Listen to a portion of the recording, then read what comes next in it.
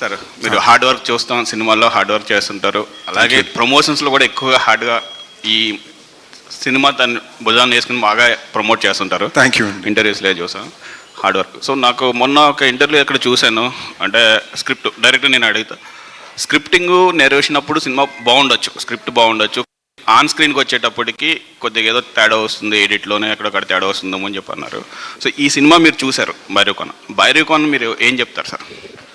Basically నేను అనేది ఏంటంటే, ఎప్పుడు మనం ఒక సినిమా స్టార్ట్ చేసినప్పుడు కథ అయినప్పుడు ఒకలా అనుకుంటాం, షూట్ చేసేటప్పుడు ఒకలా ఉంటుంది, ఫైనల్ ఎడిట్ అయ్యి వచ్చేసరికి it's 24 crafts.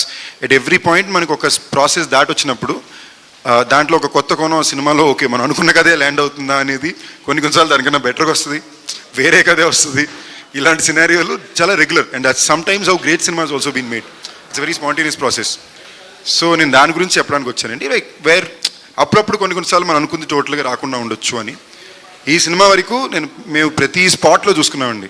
First cut, pre dub, post RR, post CG. ప్రతిసారి మేము బయటకు వచ్చినప్పుడు సేమ్ ఎక్స్పీరియన్స్ వచ్చింది. నేను ఇన్ఫాక్ట్ భయపడ్డా, ఎక్కువసార్లు చూస్తున్నామేమో ఏ ఒక టైంలోనే ఎక్స్పీరియన్స్ తగ్గుద్దేమో అని. బట్ సో ఫార్ ఎప్పుడు అది అవ్వాల.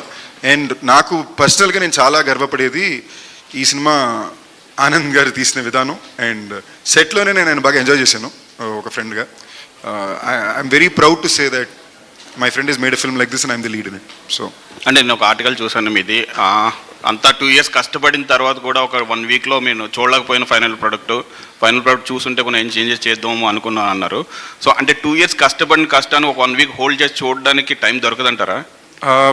దానికి ఒక కైండ్ ఆఫ్ పవర్ కావాలండి. లైక్ ఫర్ ఎగ్జాంపుల్ మన సినిమా ఇండస్ట్రీలోని మీకు డేట్లు, రిలీజ్ డేటు, ప్రమోషనల్కి ఇలాంటి సినిమాలకు ఒక లెవెల్ ఆఫ్ ఎక్స్ అమౌంటే బడ్జెటే పెడతారు.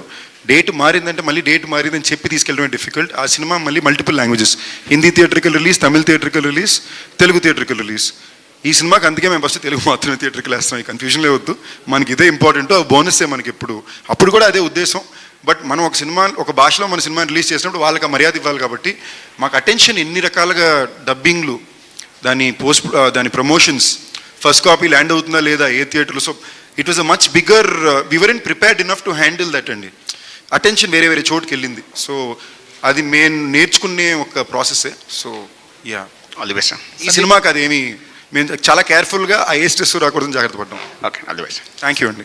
1 second అండి, పేపర్కి వెళ్ళాలి కాబట్టి ఫోటో ఆప్ అయిపోయిన తర్వాత మనం కంటిన్యూ చేద్దాము. అండ్ ఎస్, వర్ష ఇప్పుడే జాయిన్